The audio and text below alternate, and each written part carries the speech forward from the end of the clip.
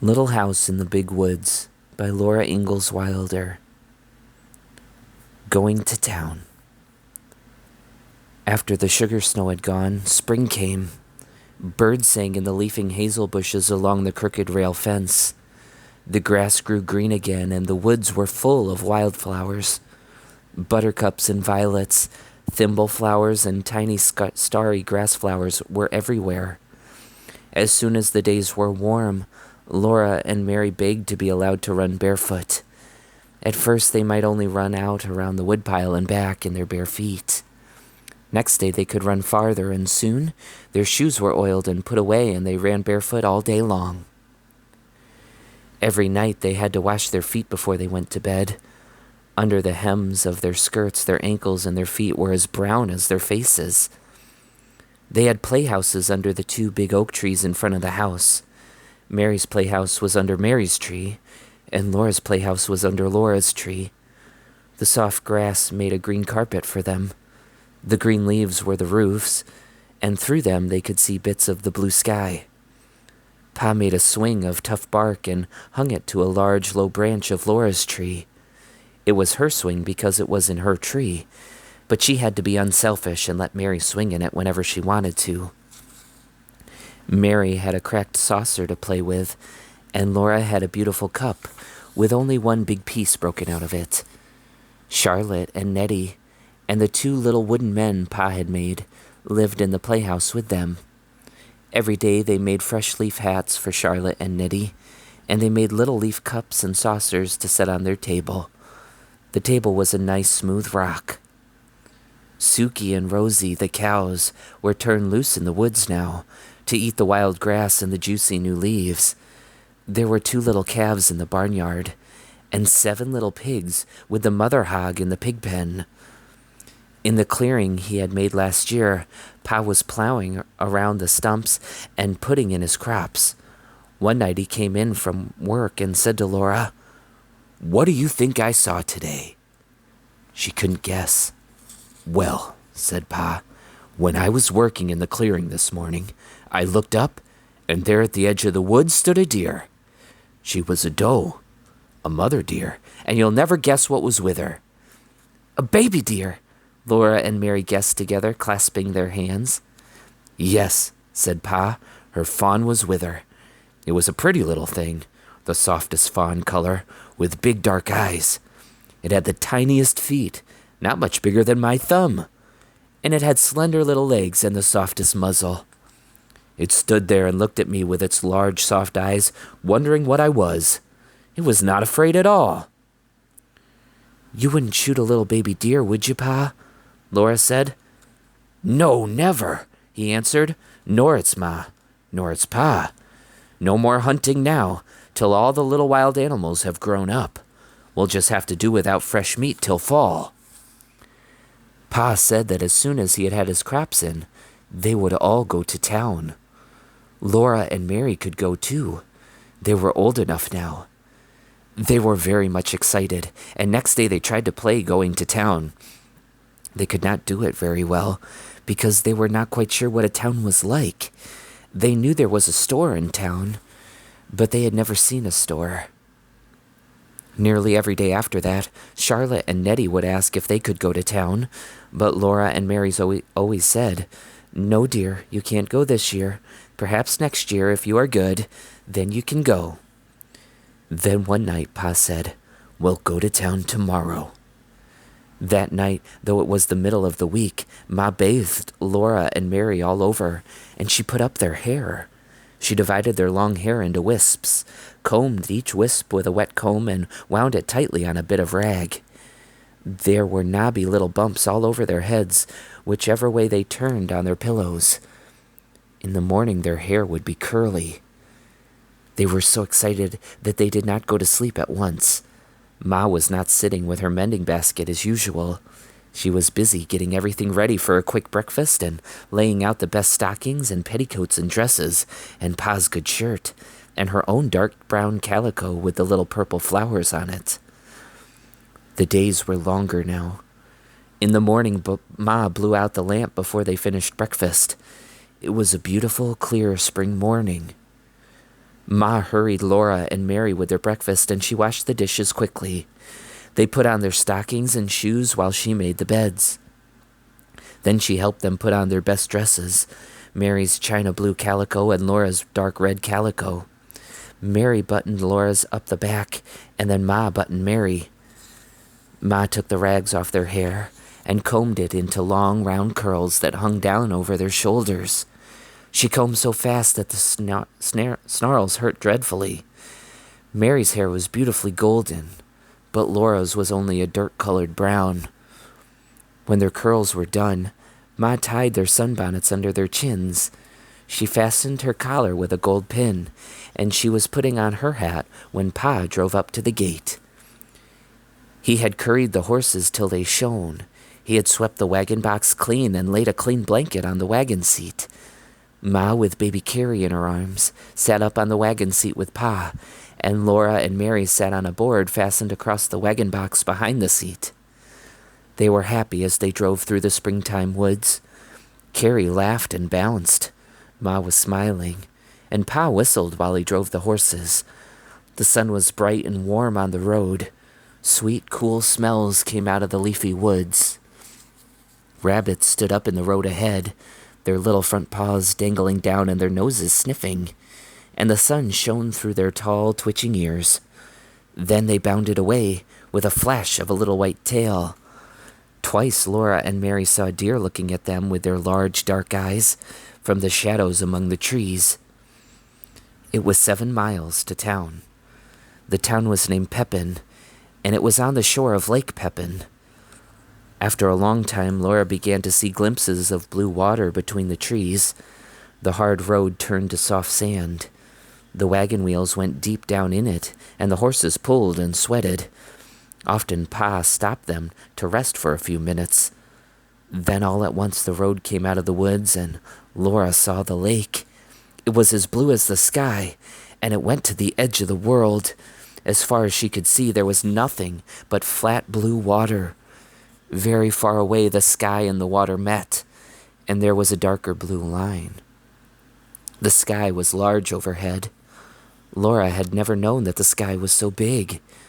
There was so much empty space all around her that she felt small and frightened, and glad that Pa and Ma were near there. Suddenly the sunshine was hot. The sun was almost overhead in the large empty sky, and the cool woods stood back from the edge of the lake. Even the big woods seemed smaller under so much sky. Pa stopped the horses and turned around on the wagon seat. He pointed ahead with his whip. "There you are, Laura and Mary," he said. "There's the town of Pepin." Laura stood up on the board, and Pa held her safe by the arm so she could see the town. When she saw it, she could hardly breathe. She knew how Yankee Doodle felt when he could not see the town because there were so many houses. Right on the edge of the lake, there was one great big building. That was the store, Pa told her. It was not made of logs. It was made of wide gray boards, running up and down. The sand spread all around it. Behind the store, there was a clearing, larger than Pa's clearing in the woods at home. Standing among the stumps, there were more houses than Laura could count. They were not made of logs either. They were made of boards, like the store. Laura had never imagined so many houses, and they were so close together. Of course, they were much smaller than the store. One of them was made of new boards that had not had time to get gray. It was the yellow color of newly cut wood. People were living in all these houses. Smoke rose up from their chimneys. Though it was not Monday, some women had spread out a washing on the bushes and stumps by their house. Several girls and boys were playing in the sunshine, in the open space between the store and the houses. They were jumping from one stump to the next stump and shouting. "Well, that's Pepin," Pa said. Laura just nodded her head. She looked and could not say a word. After a while, she sat down again, and the horses went on. They left the wagon on the shore of the lake. Pa unhitched the horses and tied one to each side of the wagon box. Then he took Laura and Mary by the hand, and Ma came beside them carrying baby Carrie. They walked through the deep sand to the store. The warm sand came in over the tops of Laura's shoes. There was a wide platform in front of the store, and at one end of its steps went up to it out of the sand. Laura's heart was beating so fast that she could hardly climb the steps. She was trembling all over. This was the store to which Pa came to trade his furs. When they went in, the storekeeper knew him. The storekeeper came out from behind the counter and spoke to him and Ma, and then Laura and Mary had to show their manners. Mary said, "How do you do?" But Laura could not say anything. The storekeeper said to Pa and Ma, "That's a pretty little girl you've got there," and he admired Mary's golden curls. But he did not say anything about Laura, or about her curls. They were ugly and brown. The store was full of things to look at. All along one side of it were shelves full of colored prints and calicos. There were beautiful pinks and blues and reds and browns and purples. On the floor along the sides of the plank counters, there were kegs of nails and kegs of round gray shot, and there were big wooden pails full of candy. There were sacks of salt and sacks of store sugar. In the middle of the store was a plow made of shiny wood with a glittering bright plowshare, and there were steel axe heads and hammerheads and saws and all kinds of knives, hunting knives and skinning knives and butcher knives and jackknives. There were big boots and little boots, big shoes and little shoes. Laura could have looked for weeks and not seen all the things that were in that store. She had not known there were so many things in the world. Pa and Ma traded for a long time. The storekeeper took down bolts and bolts of beautiful calicos and spread them out for Ma to finger and look at and price. Laura and Mary looked but must not touch. Every new color and pattern was prettier than the last, and there were so many of them. Laura did not know how Ma could ever choose. Ma chose 2 patterns of calico to make shirts for Pa, and a piece of brown denim to make him a jumper. Then she got some white cloth to make sheets and underwear. Pa got enough calico to make Ma a new apron. Ma said, "Oh no, Charles, I really don't need it." But Pa laughed and said she must pick it out, or he would get her the turkey red piece with a big yellow patch. Ma smiled and flushed pink, and she picked out a pattern of rosebuds and leaves on a soft fawn-colored ground. Then Pa got for himself a pair of goloshes and some tobacco to smoke in his pipe, and Ma got a pound of tea and a little paper package of store sugar to have in the house when company came. It was a pale brown sugar, not dark brown like the maple sugar Ma used for every day.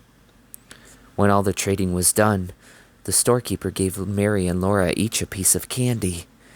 They were so astonished and so pleased that they just stood looking at their candies. Then Mary remembered and said, "Thank you." Laura could not speak. Everybody was waiting, and she could not make a sound. Ma had to ask her, "What do you say, Laura?" Then Laura opened her mouth and gulped and whispered, "Thank you." After that, they went out of the store. Both pieces of candy were white and flat and thin and heart-shaped. There was printing on them in red letters. Ma read it for them.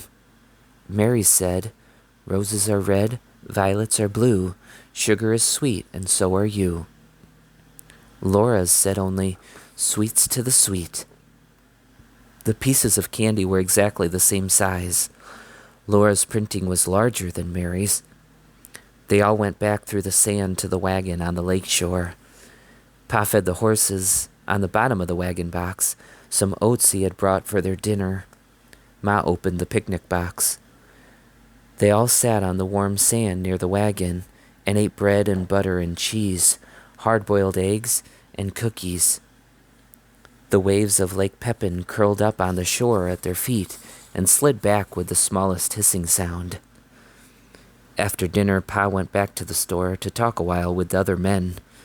Ma sat holding Carrie quietly until she went to sleep.